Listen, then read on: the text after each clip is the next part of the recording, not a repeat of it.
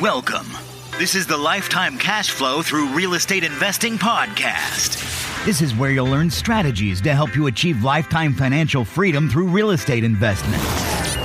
Your host, Rod Khleif, has owned over 2,000 homes and apartments, and he brings experts in all aspects of real estate investment and management onto the show. Now, here's your host, Rod Khleif. Welcome to another edition of How to Build Lifetime Cash Flow Through Real Estate Investing. I'm Rod Khleif, and I'm very glad you're here. I know you're going to get a lot of value from the gentleman we're interviewing today.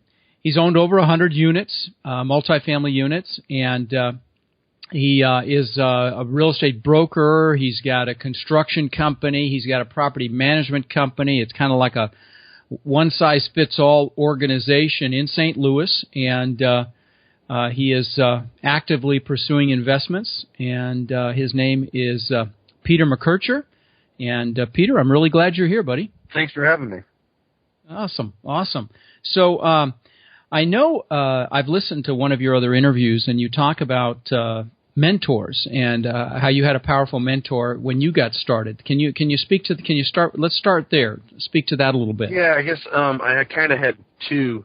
Okay, great. Mentors, one in Arkansas that my parents knew quite well, that mostly did land, and then another one which my business partner brought in. It was her father, and he did large apartment buildings up in Rockford, Illinois, and kind of by having two people, you had a sounding board, and even though the guy in Arkansas didn't do multifamily investment property, he did land deals that were, long and thought out. He was in the game and in the real estate, and he went through a lot of things that we went through and were going through, and he was a big broker back in the day, and he had seen a lot, and he knew how to structure deals, regardless if they were land or apartments or anything. And then my partner at the time, she brought in her father, who had 250 units in Rockford, and he was a big-time player in apartment buildings.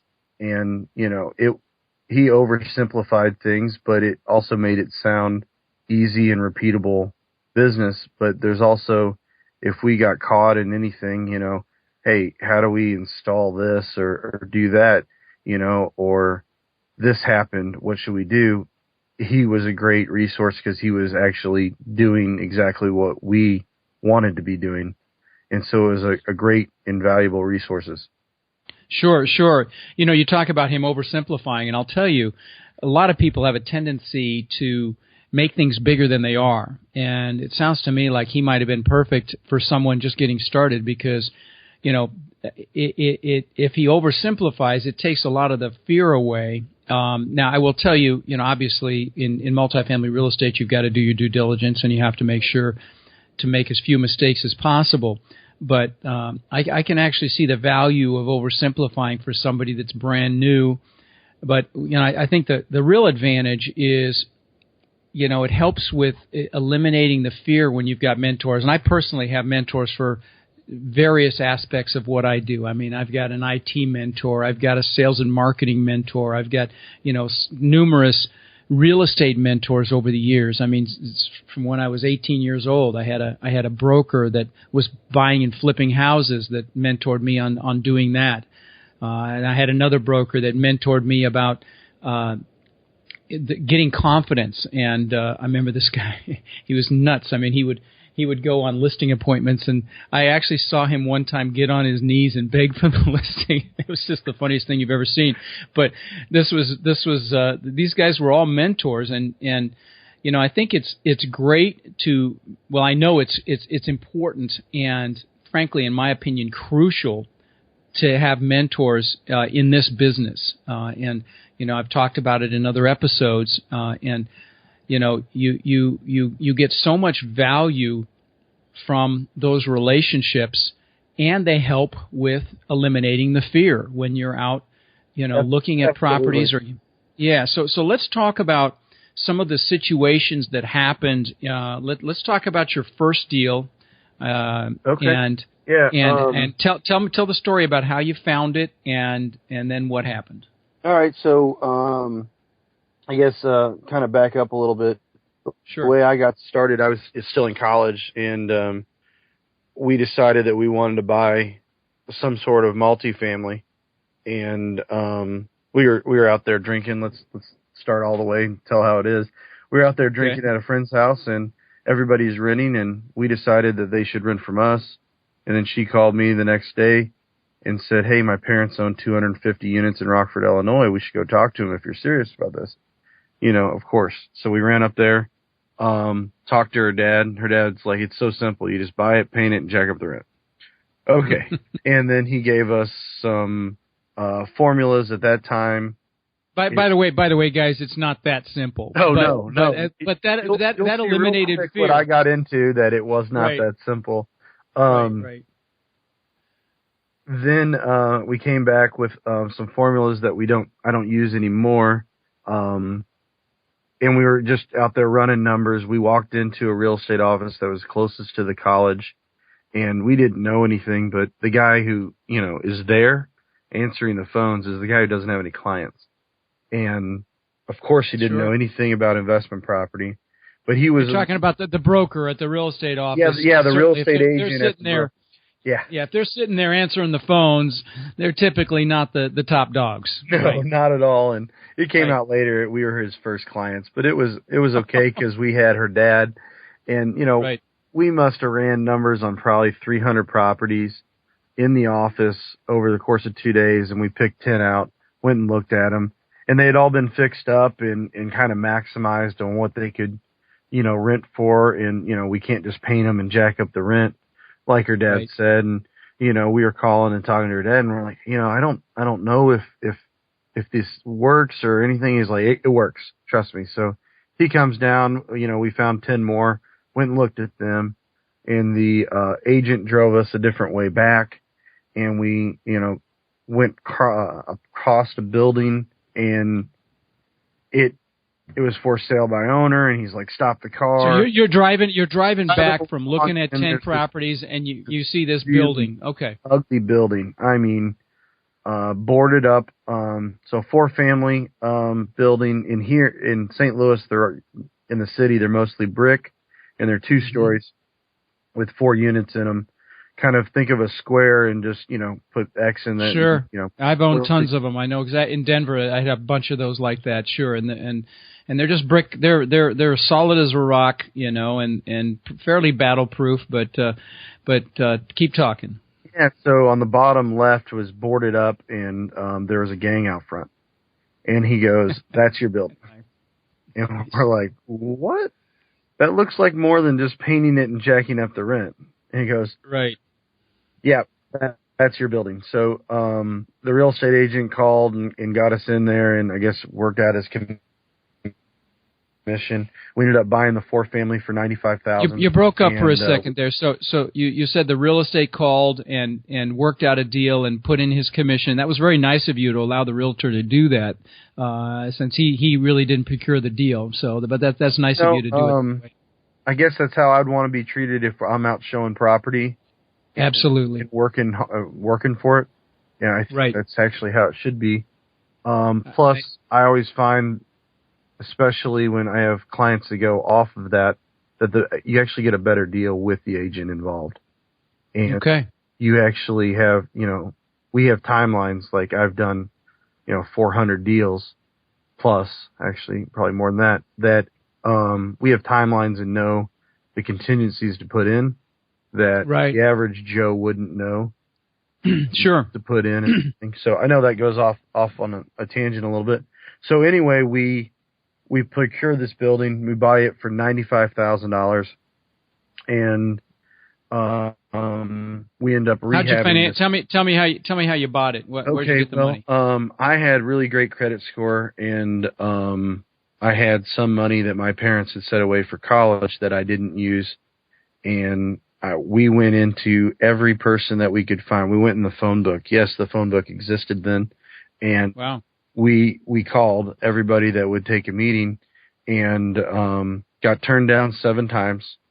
And on the 8th one, the guy's like, "I don't understand why everybody's turning. Now, I'm sorry. Who did you call? Did you call investors or did you call bankers? Bankers. You were calling bankers. So you called 7 bankers, and then on the 8th one, continue. On the 8th one was a local bank, St. Louis. It was Pulaski Bank. We go in there.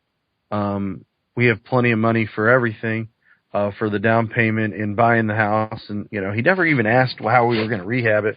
But we ended up borrowing that from our parents. And we got, I think it was can't remember the exact numbers of what we had to put down, but it was next to nothing because the future value of the property was so high that. What year was this? 2003. Okay, yeah. Things were hot and heavy then. If you could fog a mirror, you could borrow money. So you got lucky on your first deal. Yeah, okay. By the time you talk to 8 bankers, you know what to say. Sure. And, of course, I'm in college. I'm like, yeah, of course, I make money and all this stuff. Yeah, for sure.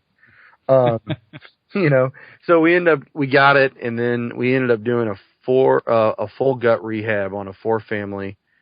We hired a single man contractor kind of to come in and show us the ropes and kind of set, hey, this is how you put one window in. Here's 48 windows to put in. Wow, you replaced all the windows. Wow. Replaced all the windows, all the doors, stacks. We didn't even know we needed a permit at that time. And we just got it done. Kind of going through that, all of my friends at that time know how to sand floors. They know how to put things together. And in fact, because you got their help. I got their help. In college, everybody has time. Nobody has any money. So, I'd be like, hey, I'm buying beer and pizza, and let's work from 5 o'clock on Friday to 2 a.m. And they're like, yeah, this sounds like a great idea. It's just, which was terrible. But, and we got it done in about 6 months. Refinanced. We each put $13,000 in from our parents. And so we bought it for $95, and we refinanced at, I believe, $205, and took out 75% of that. And then we rolled that in. So you got a new value of $205. You doubled the value, and you pulled out 75%. You pulled out $150 or $150,000, and so you actually pulled some cash out of the deal. Yeah, we pulled some cash out, and then we bought. How long did it take you to do that? Start to finish? How long did the rehab take you from? 6 months. Okay. So you basically made $50,000, and you've got a cash flowing asset, right? What was your cash flow after you pulled the new loan? At that time I didn't really track numbers, but it was more than $100 a door because I was able to live in it for free. Okay. And so I lived and cover the payments and cover all the expenses. Payments. And some things that people don't tell you, if you live in one on kind of a house hack, people pay you on time. You don't have sure they do because they see you every day. Right. So that was really nice. It worked out really well. And then we did it again with a 6-family, and she lived in that, and we're able to live for free and make money. And then we just fantastic. Kept going.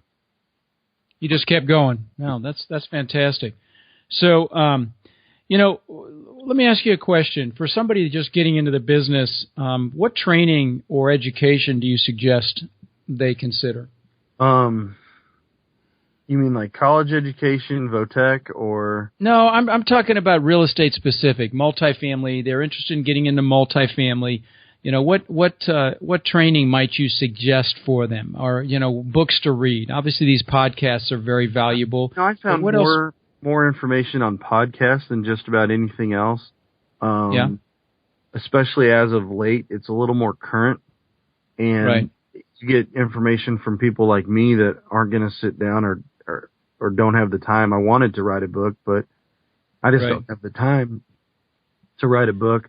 And by the time you write a book, publish it, it's 2 years old, and the market's been changing. If you go out and find a mentor that's in your area that is doing deals daily, he's going to be way more up to date than any book. Now, very good point. You need to know some numbers, but he should be able to give you those numbers that are specific for your area. And I've had people contact me all across the world, actually, and You know, it's you need to find somebody in your town that's local that you get along with, and you know, buy them lunch, buy them dinner, buy them a drink, and you know, just, hey, can I come look at 10 properties with you? And you know, half the time we're alone. I mean, sure. No, a lot of people would welcome the company. You know, if you're not costing them anything, and they're just tagging along. That's a great idea. Yeah. And guys, you need mentors. I mean, this is, you don't want to make the mistakes that I made. Mistakes I made too. But I mean, it's hard to do it by yourself. Absolutely. And even you'll second guess yourself too much, and you'll beat yourself up, and you'll do things that you shouldn't be doing, even though you know you shouldn't be doing them. Right. Let's talk about where you find those mentors. You know, I know you guys know, and I've said it numerous times, go to your local RIA groups. In fact, start a RIA group if you've got someone that's credible that can partner with you on it. If you wouldn't want to start one probably if you're brand new, but I know you've started one, right, Peter? Yeah, I started one.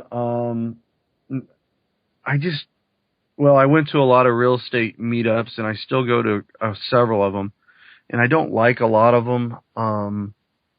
A lot of them, you know, the bigger ones, we have the biggest one in St. Louis, and it is all about selling you some kind of program or anything. I'll give it credit to the guy, but for making money out of it, but it's really salesy, and it doesn't help you, and you'll get lost in the crowd because it's so big. I wanted a different type of meetup that, you know, people could come and get answers, because I think a lot of people are like, hey, I want to do this, but I don't know exactly how, or I'm thinking about going this direction. And so I started a meetup last year in 2015. I think it was January or February of 2015. And it's an open format, which is really nice. And we call it just Dinner with a Mentor. And people can come in with their topics, and we talk about them. And we talk about them openly. So, you know, we usually run around 10 to 15 people per meetup, and people come in there, and, you know, some of them have questions and some of them don't, but everybody gets a chance to partake with, hey, you know, I'm thinking about doing this deal. What do you think? And it's not just me answering. It's other people that have done deals. There's a couple guys that have done, you know, have owned 30 rental properties and probably done 200 deals in their lifetime that are really helpful. And there's other people that are, you know, on the fence, but they get to learn on how these deals are structured, on what kind of day-to-day things that are going on. We have legislation that has been kind of crazy around here, so they get kind of informed on that occasionally, on what's going on. A lot of times it doesn't pertain to them, but these are things that you have to live. It's just good information. I'll tell you, and I want to back up for a minute, because you talked about the huge RIA in St. Louis, and I'm really glad you brought that up, because guys, there are RIAs like that, and yeah, you'll meet people there, but be very careful, because these guys make their money by bringing in so-called gurus, and they split the costs of whatever they sell there with the RIA group. So if there's a guy speaking at that RIA group and he's got a $2,000 product, or a package, or a seminar or whatever, the RIA gets half that. So it's a financially driven model, and you'll get that. And yeah, sure, there's value there, but be careful, because they're there for one reason, and that's to sell you something. The RIA, or the meetup/RIA that Peter here does, is similar to the one that I went to yesterday here in Sarasota. And basically, there were about 40 people there, and they start out with, you know, anybody, they call it gets and gots. Okay, I've got this, or I need to get that, and they talk about, you know, properties they're looking for, or properties that they have. And then they've got, anybody that needs, and they include anybody that needs anything, like a plumber, like a maintenance guy, like somebody yesterday asked about terrazzo floors and how to polish them. And, you know, 3 or 4 people piped in with people that they've used. And then then they have a little bit of training of some sort, and these are the kind of RIAs you want to go to. Ideally, is these smaller ones or these meetups, because you really have an opportunity to network with the people that are there that really want to help, and you're not caught in a sales pitch. So I'm really glad you brought that up, Peter, because not all RIAs are the same, and you don't want to go to one where you're sold every single time you go. Now, can you meet people there? Sure. But, it's just not conducive to the level of interaction that you're describing in your meetup group, Peter, and the one that I go to. And, so I'm really glad you mentioned that. Yeah, the other thing on that is sometimes the after is better than the actual. So, some meetups will meet, especially the large ones, will meet up at a hall, and then there might be 10 people that go to a bar afterwards. You will learn more there. You will learn more there than you'll learn at the meeting. I'm really glad you brought that up as well. No question. Yep. I didn't mean to steal your thunder there, but that's you're absolutely right. And I brought my son to this one I went to yesterday, a week ago, and he couldn't come yesterday. But I brought him a week ago, and it was over, and he's like, "Are you ready to go?" He keeps saying. I said, "Son." Or I didn't say son, I said Miles. His name is Miles. I said, Miles, you will get more in the next 15 minutes here than you got the last hour. And so it's exactly what you're talking about. And that's where you make the connections. That's where you exchange the business cards. That's where you follow up on something someone said and you network. And that, guys that are listening, that's what you have to do. You have to get out there, bring business cards. Offer to have lunch with somebody or a cup of coffee with somebody. I met somebody yesterday. We're going to have a cup of coffee tomorrow. I mean, that's the kind of stuff you need to be doing. So I'm glad you mentioned that again, Peter. You're really prompting a lot of good stuff here. So let's, how would you describe the kind of person that can be successful in this field? What traits do they need to have, Peter, in your opinion? They have to be so damn stubborn not to give up. Right. I mean, it's one of those things that you're going to be dealt everything, and you can't give up. You have to have a goal out there, and you have to be able to every day take a step toward that goal. And sometimes you'll get pushed back, but you have to keep going forward. And sometimes you have to go right and left to get there, but you can't, just go, oh, it's not going well, and give up. If you give up, you'll lose money. And it's just too damn hard to go in with a mindset that I'm going to give it a try. If failure is not an option, you will succeed. Guys, if you're going to do this, burn the ships. Okay? That's in the old days, that's what they would do. They'd hit the island and burn the ships, and they'd have to conquer the island because they didn't have a way back.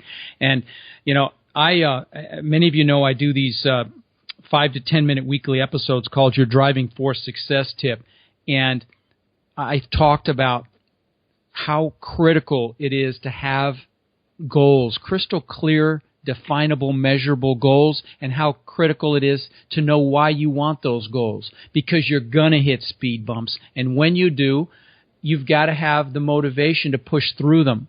And there are books about this. There's one called 3 Feet from the Gold, I think, or something, and it's a very powerful book. I don't know if I got that title right, but it's a very good book about how a lot of people will go right to almost the edge of success and then quit. And the only thing that's going to push through there is knowing your outcome, knowing what it is you want, with clearly defined. And for me, like I'm looking in my office and I have pictures of the things that I want right in front of me, that I've blown up.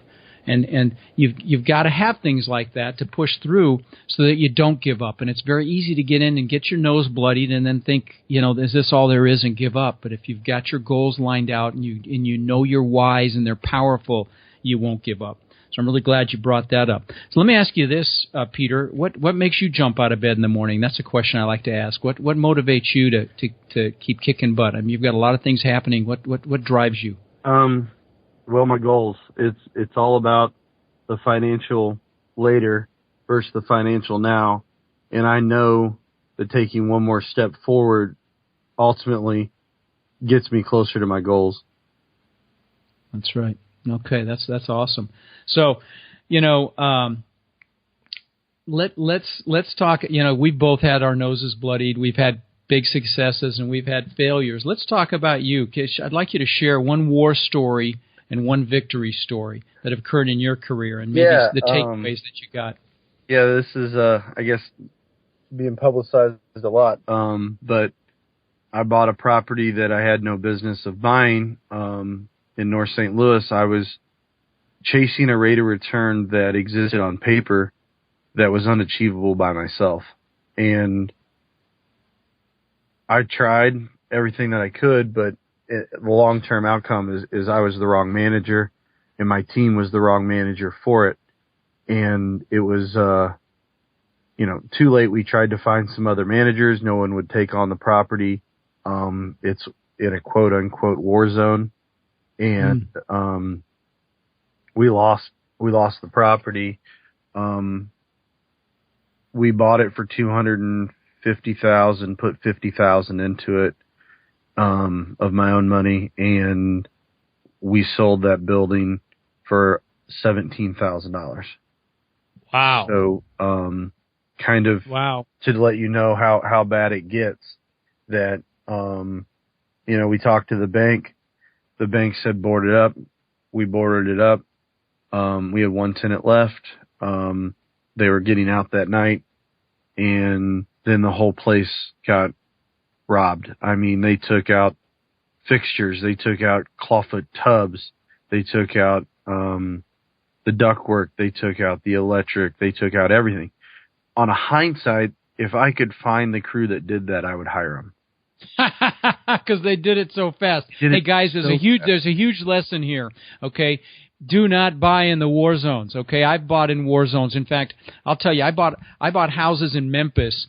And I'm not exaggerating at all. I saw them on the HUD list. There was a 3-bedroom, 2-bath, 1,500 square foot house I bought for $1,500. That was the advertised price. One for $3,500. One for $5,000. I bought all three, and I regret them to this day because you just can't manage properties in war zones effectively, and literally unless you live there and you don't want to live there. So Stay out of war zones, and it's not hard to see where they are. Okay, you want ideally C properties in a B area. Okay, that's what you want. And you got the memo, Peter, and I've gotten it too, buddy. Let me tell you. In fact, that house for $1,500, we gave it to the fire department to burn down, and so they could train their firefighters how to handle a fire. That's what happened with that house. One of the other houses we gave to a church. Yeah. So I mean, it is no fun to walk away from money hard-earned money that you've got in properties. So learn the lessons here, guys. Yeah. So that was a tough one, buddy. I appreciate you sharing that. I know that was painful. So let's talk about a victory story now. On larger properties, on an 8-family, if you can get rid of things that are on your column that you pay for, and you put them over to the tenants to pay for, you immediately make that up in price to sell. Sure. Anytime you improve your net operating income, it goes right to value. So give us an example of what you did. So I took a gas bill that we were paying the gas bill for the entire building, and we converted that over to baseboard heaters. So each individual tenant got to control their own heat, which they were ecstatic to do, and it cost us around $10,000, and it made $80,000 in a year and 1 day later. Because you eliminated that expense. You no longer had the gas expense. They paid their own electricity, so they're paying for their electric heat. They get to control it. They're happy. You're happy. That's what a lot of people can't believe, that they're happy to pay their own heat, but they were happy because they got to control their own heat. Right. And that's the thing, guys. When you're looking at a multifamily property, there are two ways that you can improve value. One is improving the rents, and the other is decreasing the expenses, because anything that impacts your net operating income, the difference between the two, is going to go right to value, because you multiply that against whatever the prevailing cap rate is for that particular type of property, and that indicates your value. So Listen, Peter, I really appreciate your valuable time. This has been a very informative podcast. I know that my listeners got value from this today, and next time, my wife's is from Belleville, as you know, which is a suburb of St. Louis, and next time we're up, we'll definitely have to have a cup of coffee. Sounds great. Look forward to it. All right, buddy. All right, take care. Thanks a lot. Bye-bye. Thank you for listening to the Lifetime Cash Flow Through Real Estate Investing podcast. If you've enjoyed the show, please subscribe and then take a moment to visit iTunes and leave a 5-star rating and review. For more resources to connect with us further, please visit our website at lifetimecashflowpodcast.com. Tune in next week for our next show.